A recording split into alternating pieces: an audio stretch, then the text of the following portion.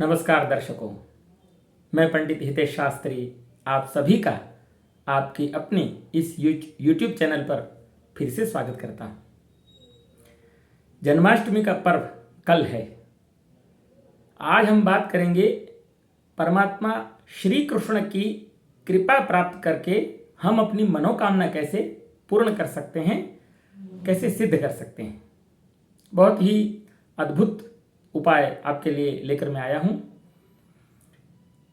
जन्माष्टमी के दिन तो इस उपाय का महत्व है ही। जन्माष्टमी के अतिरिक्त और भी किसी भी दिन आप इस उपाय को अवश्य कर सकते हैं। इस उपाय के लिए विशेष तिथि बताई गई है, द्वादशी तिथि।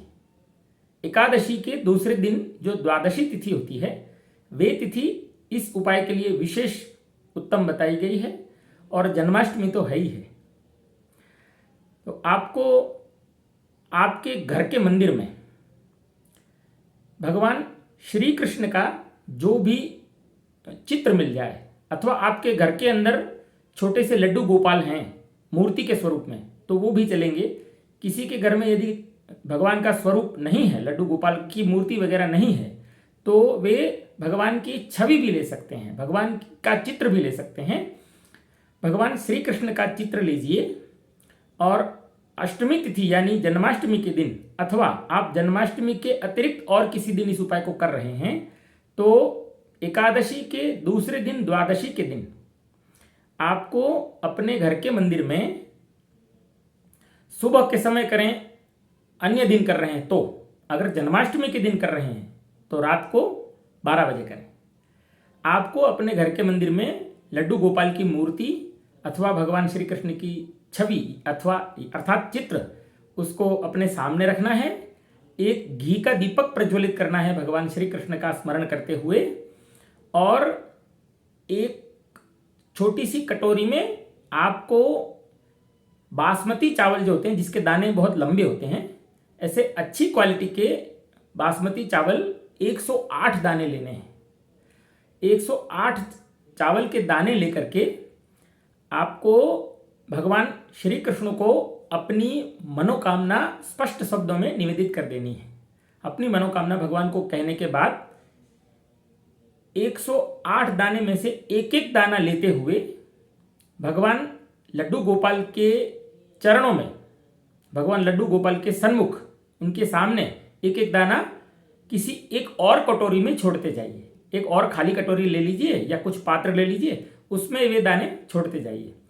और भगवान की अगर आपके पास मूर्ति नहीं है और आपके पास छवि या चित्र है, तो उस चित्र के चरण के पास, उस चित्र की छवि के नीचे यहाँ आगे आपको छोटी सी कटोरी रख देनी है और उसमें एक एक दाना छोड़ते जाना है। और एक एक दाना जब आप चावल का उस खाली कटोरी में छोड़ें, रखें, तब आपको इस मंत्र का जप करना है। क्लीं कृष्णाय नमः, क्लीं कृष्णाय नमः।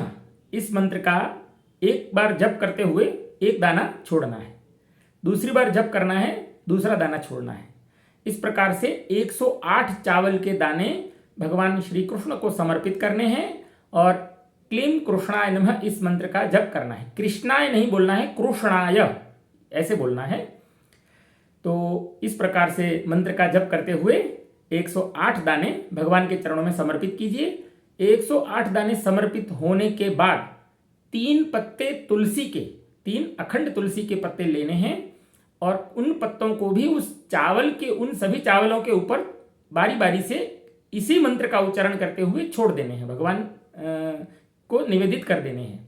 चावल के ऊपर पत्ते रख देने हैं और फिर उस चावल को आपको दूसरे दिन तुलसी के पत्ते चबा के खा जाइए तुरंत, और दूसरे दिन उन सभी चावलों को आप अपने घर के जो चावल बना रहे हैं उसमें डाल दीजिए और उसे पका करके आप प्रसाद के रूप में इन चावलों को पा लीजिए। प्रसाद के रूप में इन चावलों को आप भोजन कर लीजिए।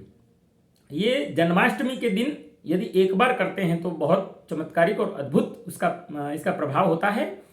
और अन्य दिनों में करते हैं आप, तो आपको एकादशी के दूसरे दिन द्वादशी तिथि के दिन इस उपाय को अवश्य करना चाहिए। हमारे शास्त्रों में ऐसा लिखा है कि द्वादशी तिथि के अधिपति विष्णु भगवान हैं। भगवान नारायण द्वादशी तिथि के अधिपति हैं। और द्वादशी जो तिथि है वे विष्णु भगवान की होने के कारण जो श्री कृष्ण अवतार है या जो श्री राम अवतार है वे सभी विष्णु के ही अवतार हैं। इसलिए द्वादशी तिथि का बड़ा महत्व वैष्णव उपासना में बताया गया है। तो इस उपाय को आप प्रेम से करें। जन्माष्टमी कल ही हो रही है।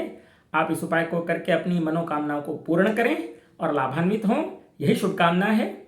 और एक विशेष निवेदन है आपसे कि आप मेरी इस वीडियो को अधिक से अधिक लोगों को शेयर करें, जिससे कि सभी को लाभ प्राप्त हो सके। और मेरी इस चैनल को सब्सक्राइब करें, वीडियो को लाइक करें और कमेंट भी करें। आप सभी का बहुत बहुत धन्यवाद। नमस्कार।